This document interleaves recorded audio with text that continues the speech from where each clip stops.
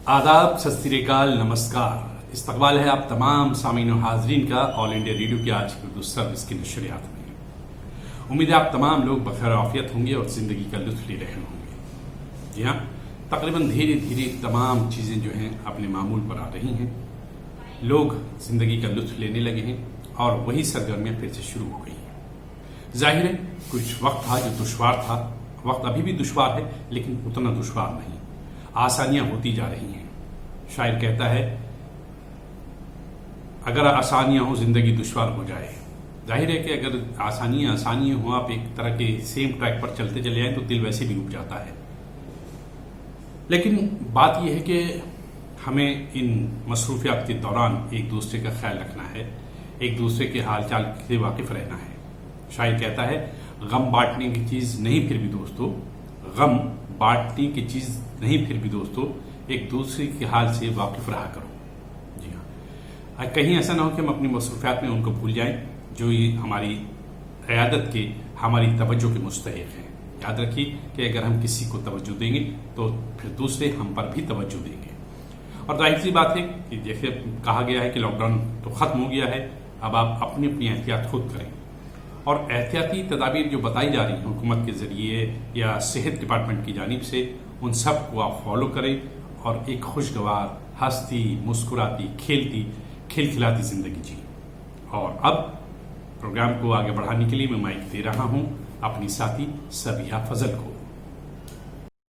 बहुत सही कहा आपने कि एहतियात तो अभी बहुत ज़रूरी है।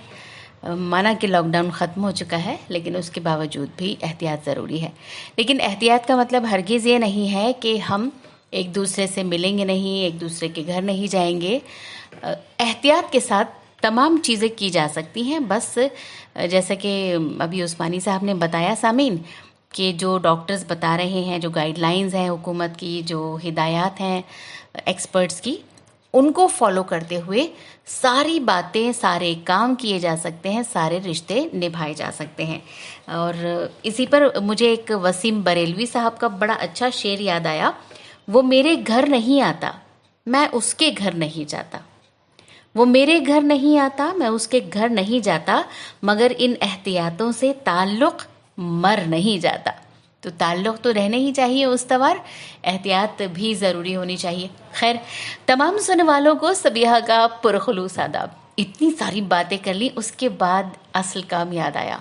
खैर, देर आयद दुरुस्त आयद। आप सबको नमस्कार। उम्मीद करती हूँ तमाम सुनने वाले बखैर आफियत होंगे। अल्हम्दुलिल्लाह हम भी बहुत सही हैं एकदम। एहतियात का दामन थामे थामे उसके पीछे पीछे चले जा रहे हैं और उम्मीद करते हैं कि आप सब भी खैर आफियत से होंगे, अपने अपने घरों में माशाल्लाह अच्छी तरह से गुजर रही होगी ज़िंदगी। चलिए, जब हमने बात की कि बहुत सी ज़रूरियात हो चुकी हैं शुरू, क्योंकि ज़िंदगी की ज़रूरियात कभी रुकती नहीं है। यही वजह है कि बहुत ज़्यादा लंबा लॉकडाउन तो हो नहीं सकता था, तो एहतियात के साथ सब चल रहे हैं, अब अपने अपने कामों पर लौट रहे हैं, ज़िंदगी अपनी डगर पर है। लेकिन डॉक्टर्स क्या कहते हैं इस दौरान भी कि आपने किन किन चीज़ों का ख्याल रखना है, डॉक्टर की सलाह जानना भी बहुत ज़्यादा ज़रूरी है। तो चलिए देखते हैं। अस्सलाम वालेकुम, मैं doctor Saima Yunus Khan, associate professor और चेयरपर्सन शोबे paediatric and preventive dentistry, doctor Z dental college Aligarh Muslim university से हूँ।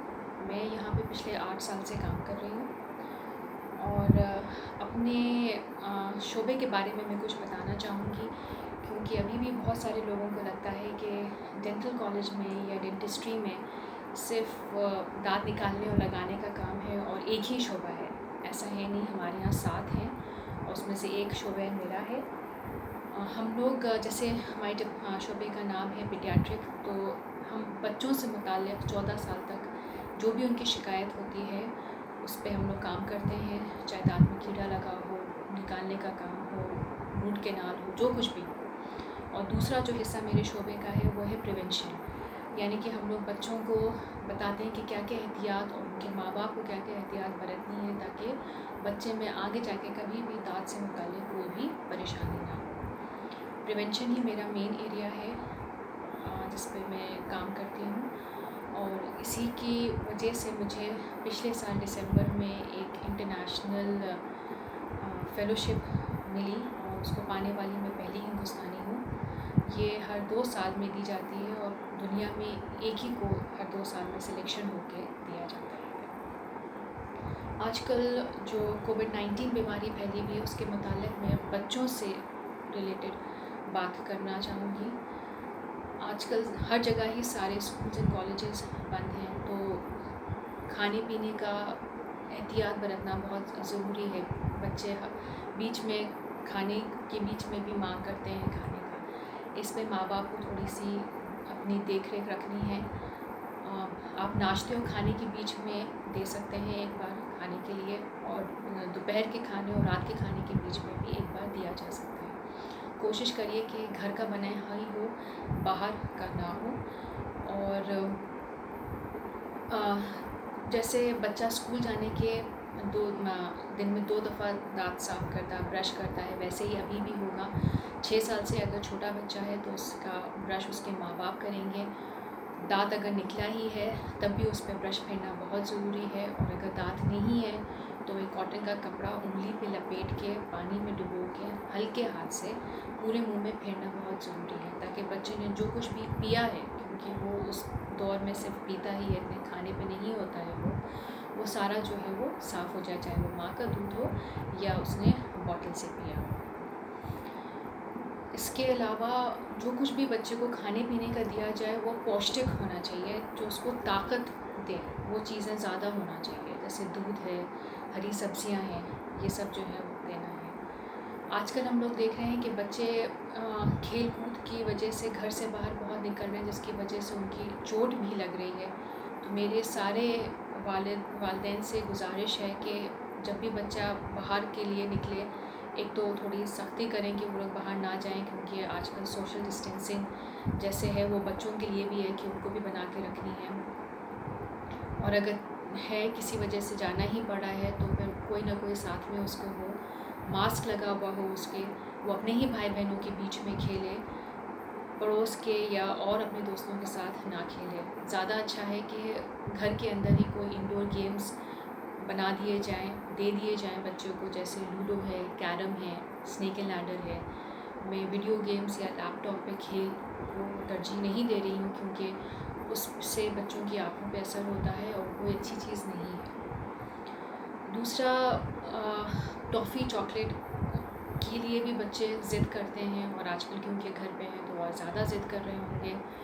تو ہم لوگ ہمیشہ ہی یہ بتاتے ہیں ماں باپ کو کہ آپ بچے کو ایک دم سے بند کریں گے وہ نہیں مانے گا، تو آپ اس کو اس کے کھانے کے ساتھ دے سکتے ہیں. جیسے کہا جاتا ہے کہ کھانے کے بعد کچھ میٹھا ہو جائے، اور کھانے کے ساتھ دینے کی بھی ہماری ایک وجہ ہے کہ کھانے جب ہم لوگ کھا رہے ہوتے ہیں تو ہمارا تھوک بہت بن رہا ہوتا ہے، اور قدرتی تھوک میں منہ کو صاف کرنے کی اپنی صلاحیت ہوتی ہے.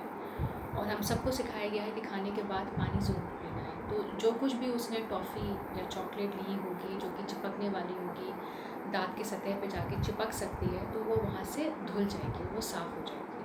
تو کوشش کیجئے کہ اس کو کھانے کے ساتھ ہی دیا جائے. کھانے کے بیچ میں جتنا بھی پانی آپ پلا سکتے ہیں بچوں کو وہ پلائیے. پانی پینا بہت اچھی عادت ہوتی ہے. دودھ اور جوس پھر وہی کہ وہ آپ کھانے کے ساتھ دیں، کھانے کے بیچ میں نہ دیں. وجہ وہی ہے جو میں نے آپ کو پہلے بتائی ہے. اور ماسک لگانے کی بچوں کو عادت ڈلوائیے کہ اگر ضروری ہے کسی وجہ سے اس کو باہر جانا ہی ہے تو وہ ماسک لگا کے ہی جائے. 20 سیکنڈ ہاتھ دھونے ہیں، جیسے بڑے دھوتے ہیں ویسے ہی بچے کو دھونے ہیں. اور کہا بھی جاتا ہے کہ بچے بڑوں سے ہی سیکھتے ہیں. تو آپ جب بھی اپنا ہاتھ دھوئیں بچوں کو اپنے ساتھ کھڑا کریں، سکھائیں کہ کیسے ہاتھ دھوئے جاتے ہیں، اور 20 سیکنڈ تک ہی ہاتھ دھوئیں. ان سب احتیاط کو اگر آپ بنا کے رکھیں گے تو انشاءاللہ کوئی دقت نہیں آنی چاہیے. اور اس کے باوجود بھی اگر کوئی دقت آتی ہے، بچے کے دانت میں درد ہوتا ہے، کیڑا لگ جاتا ہے، سوجن آ جاتی ہے، تو جو پیڈیاٹرک ڈینٹسٹ ہوتا ہے، جو ہمارے شعبے کے لوگ ہوتے ہیں، ان سے کنسلٹ کیجیے، اور وہ آپ کو اس وقت کے لیے بتا پائیں گے کہ کیا چیز آپ کو کرنی ہے تاکہ بچوں کو آرام مل سکے. اللہ حافظ. میں سچ کہوں گی مگر ہار جاؤں گی، وہ جھوٹ بولے گا اور لاجواب کر دے گا. جی ہاں دوستو، اس شاعری کا امتیاز ہے کہ اس میں ہمیں ہر طرح کے جذبات مل جاتے ہیں. اردو شاعری نے سب سے اہم کام یہ کیا ہے کہ جو دلوں کے فاصلے تھے ان کو ختم کیا ہے، جو دلوں کی دوریاں تھیں ان کو مٹایا ہے اور دلوں کو قریب کیا ہے. اور یہ کام صرف شاعری ہی کر سکتی ہے، کیوں کہتے ہیں کہ شاعری خدائی ایک کلام ہوتا ہے، یعنی الہامی کلام ہوتا ہے. یہ جو مضامین ہیں یہ غیب سے آتے ہیں ذہن میں اور پھر شاعر ان کو الفاظ کا جامع دے کر عوام کے لیے پیش کر دیتا ہے. ایک زمانے تک اردو شاعری میں یہ روایت تھی کہ خواتین شعراء جو ہے اپنا نام مخفی رکھتی تھی، یعنی کہ چھپا کے رکھتی تھی، نام ظاہر نہیں کرتی تھی. اس زمانے کا چلن تھا، لیکن بعد کو پھر دھیرے دھیرے یہ چلن عام ہوتا چلا گیا کہ خواتین شعراء نے اپنے نام کے ساتھ شاعری شروع کی اور اب وہ مرد حضرات کے ساتھ ساتھ اسٹیج بھی شیئر کرتی ہیں، مشاعرے پڑھتی ہیں، نہ صرف ملکی پیمانے پر بلکہ بین الاقوامی پیمانے پر بھی. فی الحال کلام شاعر کے تحت آج ہمارے ساتھ موجود ہیں پٹیالہ سے محترمہ مدھومائی. آئیے کلام شاعر کے تحت آپ سنتے ہیں محترمہ سے ان کا کلام. میں مدھومن پٹیالہ سے ایک غزل کے چند اشعار رکھتی ہوں آپ کے سامنے. تو مطلع یوں ہے: زندگی تیرے تغافل نے بڑا تنگ کیا، زندگی تیرے تغافل نے بڑا تنگ کیا، خار تو خار ہمیں گل نے بڑا تنگ کیا، زندگی تیرے تغافل نے بڑا تنگ کیا، خار تو خار ہمیں گل نے بڑا تنگ کیا.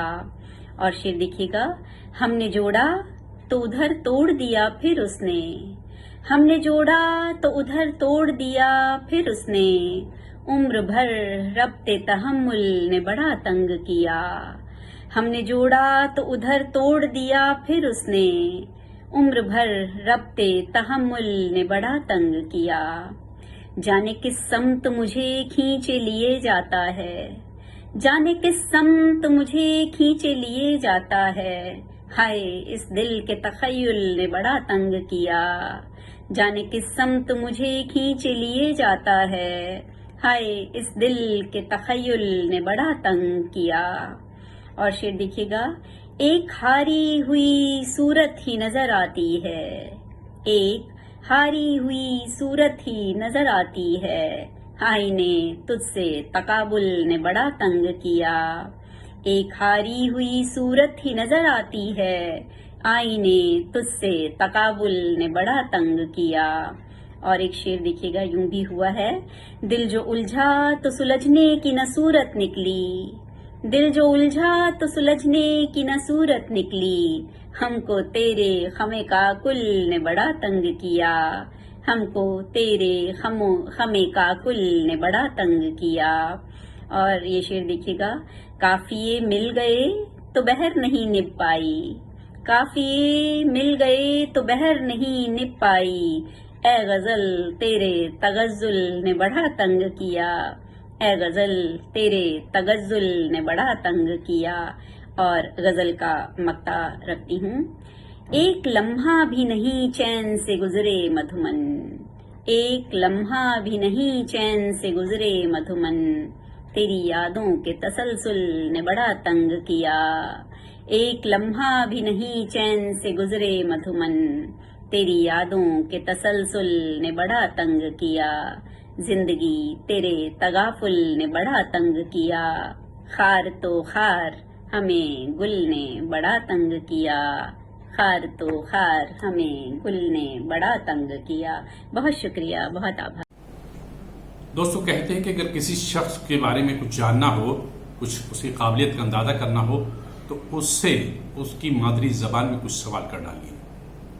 اگر وہ اپنی مادری زبان پر عبور حاصل ہے اس کو تو یقیناً وہ ایک قابل شخص ہے، یقیناً وہ ایک لائق آدمی ہے.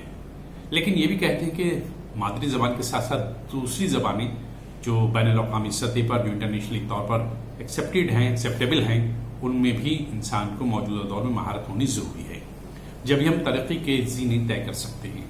فی الحال تو آج ہم گفتگو کریں گے مادری زبان میں تعلیم کے حوالے سے، اور اس موضوع پر یعنی اس اہم موضوع پر ہمارے ساتھ اظہار خیال کرنے کے لیے موجود ہیں department of mass communication and journalism کے اسسٹنٹ پروفیسر مصطفیٰ علی سروری. آپ مولانا آزاد نیشنل اردو یونیورسٹی حیدرآباد میں مقیم ہیں. آج میں ایک اہم موضوع کے ساتھ آپ کی خدمت میں حاضر ہوا ہوں. میرا آج کا موضوع ہے مادری زبان میں تعلیم کی اہمیت. جی ہاں، اس موضوع پر یوں تو تعلیم کے میدان میں جو ماہرین ہیں، جو ماہرین سماجیات ہیں، ماہرین نفسیات ہیں، اور خاص طور پر جو بچوں کی نفسیات پر نظر رکھنے والے ماہرین ہیں، ان کا اس بات پر اتفاق ہے کہ اگر بچوں کو ان کی اپنی مادری زبان میں تعلیم دی جاتی ہے تو اس کے بہت ہی مثبت اور دوررس نتائج مرتب ہوتے ہیں.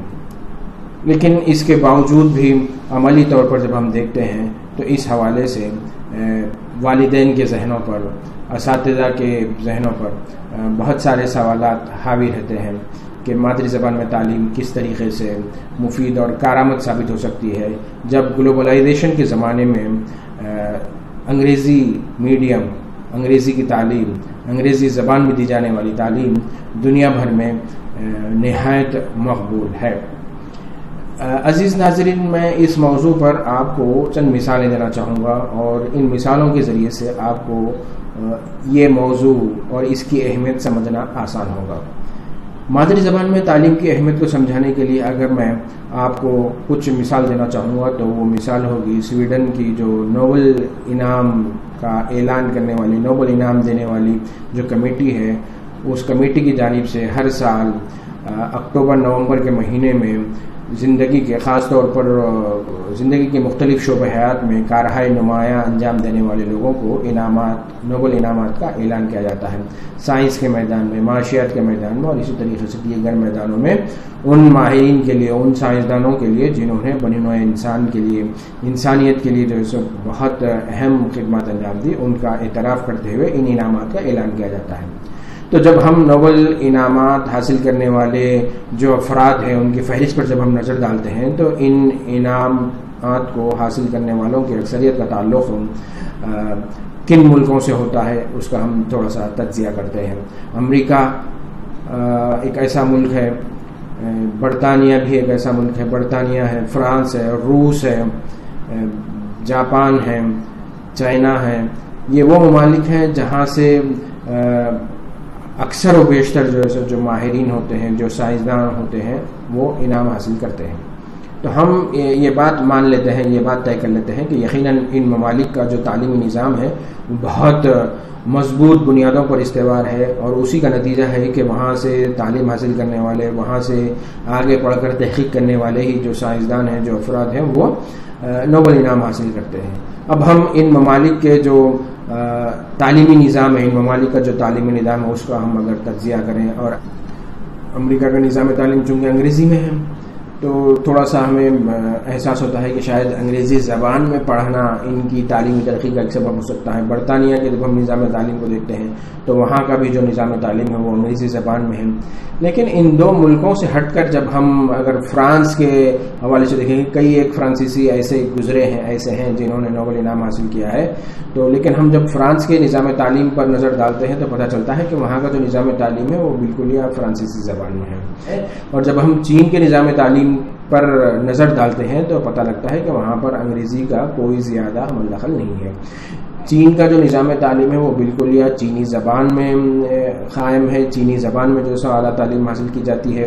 لیکن اس کے باوجود بھی وہاں سے کئی ایک ایسے افراد آگے آئے ہیں، کئی ایک ایسے سائنسدان آگے آئے ہیں جنہوں نے نوبل انعام حاصل کیا ہے. جاپان کے نظام تعلیم کا جب ہم تجزیہ کرتے ہیں تو پتہ لگتا ہے کہ وہاں کا جو نظام تعلیم ہے وہ انگریزی میں نہیں بلکہ ان کی اپنی مادری زبان جاپانی میں ہے. جی ہاں، اب آپ ایک چیز نوٹ کر لیجئے کہ امریکہ میں اگر نظام تعلیم انگریزی زبان میں ہے، برطانیہ کا نظام تعلیم اگر انگریزی زبان میں ہے تو وہ انگریزی زبان وہاں کے نوجوانوں کی، وہاں کے بچوں کی مادری زبان ہے، اور یہ لوگ اپنی مادری زبان میں تعلیم بھی حاصل کر رہے ہیں اور ترقی بھی کر رہے ہیں. ایسے ہی اگر ہم فرانس کے نظام تعلیم کا تجزیہ کریں تو یہی بات ثابت ہوتی ہے. وہاں کا جو نظام تعلیم ہے تو لازم بات ہے وہ نظام تعلیم ان کی اپنی مادری زبان فرنچ میں ہے.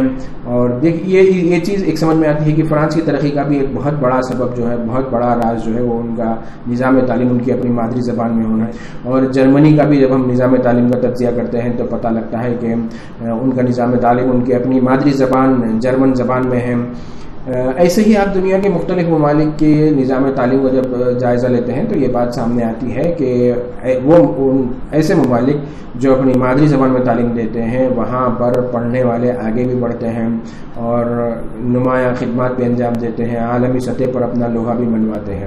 اب رہی بات یہ سوال، چونکہ میرا تعلق خود اردو یونیورسٹی سے ہے تو اس پس منظر میں یہ کہنا چاہوں گا کہ جن کی مادری زبان اردو میں ہے اگر وہ اردو میں اعلیٰ تعلیم حاصل کرتے ہیں تو یقیناً وہ کسی سے پیچھے نہیں ہیں گے، اور ایسی کئی مثالیں ہیں۔ سابق میں بھی جامعہ عثمانیہ شہر حیدرآباد میں نظام حکومت کی جانب سے قائم کردہ ہندوستان بھر کی پہلی یونیورسٹی تھی جو ایک دیسی زبان میں، جو خالص ہندوستانی زبان میں اعلیٰ تعلیم فراہم کرتی تھی، جامعہ عثمانیہ، جہاں پر MBBS میڈیسن کی جو تعلیم ہے وہ اردو میں دی جاتی تھی، قانون کی جو تعلیم ہے وہ اردو میں دی جاتی تھی، انجینئرنگ کی جو تعلیم ہے وہ اردو میں دی جاتی تھی، اور اس جامعہ سے فارغ ہونے والے لوگوں نے دنیا بھر میں دیے، جہاں بھی گئے انہوں نے اپنی صلاحیتوں کا لوہا منوایا۔ آزادی کے کافی عرصے کے بعد شہر حیدرآباد میں ہی حکومت ہند کی جانب سے اردو یونیورسٹی قائم کی گئی ہے، جہاں پر اردو یونیورسٹی کے تحت اسکولز بھی قائم ہیں، تو اسکولی نظام بھی اردو میں جو ہے فراہم ہے۔ اس کے علاوہ یہاں پر انڈر گریجویٹ کورسز ہیں، پوسٹ گریجویٹ کورسز ہیں، پولی ٹیکنک ہے، ITI ہے، یہ سارے کورسز اردو زبان میں فراہم کیے جاتے ہیں۔ لیکن اس کے باوجود بھی میں ضرور یہ بات کہنا چاہوں گا کہ آپ لوگ اپنے طور پر بھی جو ہے سو یونیورسٹی کی جو کارکردگی ہے اس کا جائزہ لیجیے گا کہ ہمارے ہاں ITI سے فارغ ہونے والے طلباء بھی جاب مارکیٹ میں بڑے ہی کامیاب ہیں۔ وہ لوگ نہ صرف اندرون ملک بلکہ بیرون ملک بھی جو ہے سو ملازمت حاصل کریں۔ ہمارے پولی ٹیکنک کا جو ادارہ ہے اس کی بھی ایسی شاندار کارکردگی ہے۔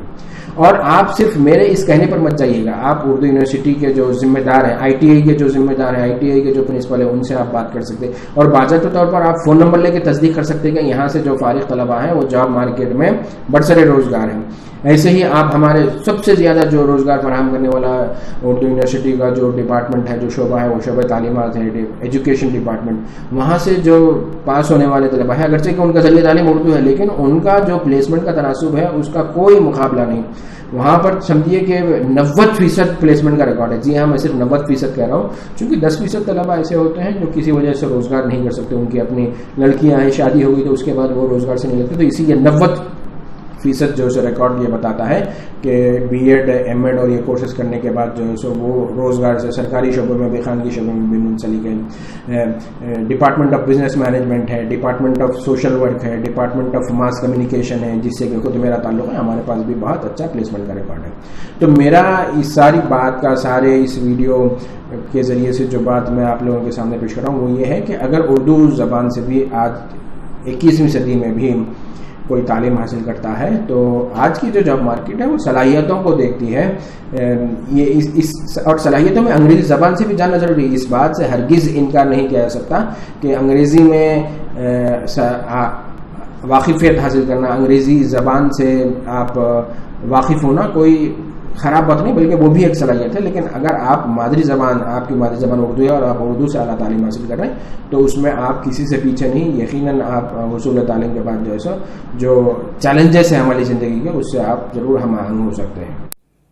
اور اب ذکر سامعین کا۔ سامعین سے مراد یہ تو پورا پروگرام ہی سامعین کے لیے ہے اور سامعین ہی اس پروگرام کا حصہ بھی ہیں۔ جتنے ضرور آپ ہیں اس پروگرام کے لیے، یقین کیجیے اتنے ضرور ہم بھی نہیں ہیں۔ آپ ہیں تو ہم ہیں، یہ بات ذہن میں رکھیے۔ آپ ہی کے لیے ہم پروگرام ترتیب دیتے ہیں، لیکن فی الحال جو یہاں میں بات کر رہا ہوں سامعین کی، وہ کر رہا ہوں کہ گلوکاری کے حوالے سے ہمارے کتنے سامعین ہیں جو دلچسپی رکھتے ہیں گلوکاری میں، اور کتنے لوگ ہیں جو اپنی محبتوں سے وقت نکالتے ہیں، ایک گانا میوزک ٹریک پر ریکارڈ کرتے ہیں اور ہمیں بھیجتے ہیں۔ دوستو، آپ کو یاد ہوگا ایک زمانے میں ایک نغمہ بہت مشہور ہوا تھا، میرا جوتا ہے جاپانی۔ جی ہاں، آج جناب محمد یونس دیدی صاحب نے، کراچی والے جو ہے، طارق روڈ کراچی پاکستان سے ہمیں نغمہ اپنی آواز میں بھیجا ہے۔ ہم چاہتے ہیں ہمارے تمام سامعین اس نغمے کا لطف لیں۔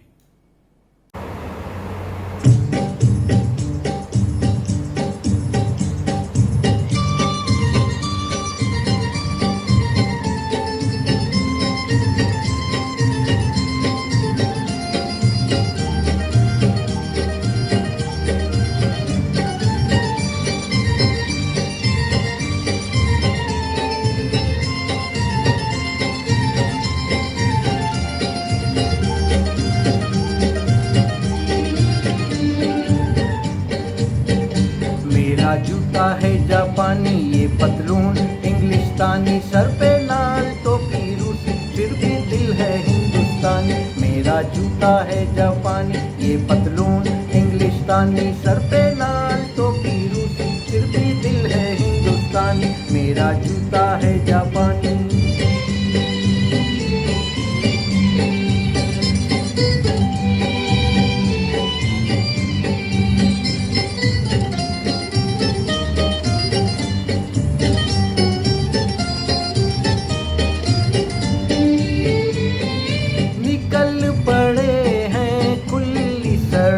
पर अपना सीना ताने, अपना सीना ताने, मंजिल कहाँ कहाँ रुकना है ऊपर वाला जाने, ऊपर वाला जाने। बढ़ते जाएं हम सैलानी जैसे एक दरिया तूफानी, सर पे लाल टोपी रूसी, फिर भी दिल है हिंदुस्तानी। मेरा जूता है जापानी, ये पतलून इंग्लिस्तानी, सर पे लाल टोपी रूसी, फिर भी दिल है हिंदुस्तानी। मेरा जूता है जापानी।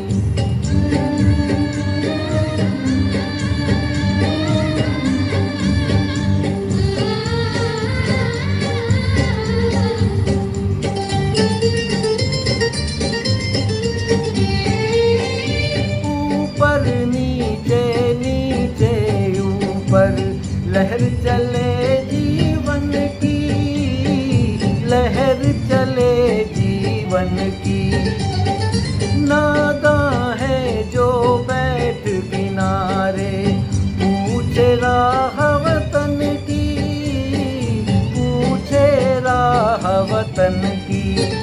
चलना जीवन की कहानी, रुकना मौत की निशानी, सर पे लाल टोपी रूसी, फिर भी दिल है हिंदुस्तानी। मेरा जूता है जापानी, ये पतलून इंग्लिस्तानी, सर पे लाल टोपी रूसी, फिर भी दिल है हिंदुस्तानी। मेरा जूता है जापानी।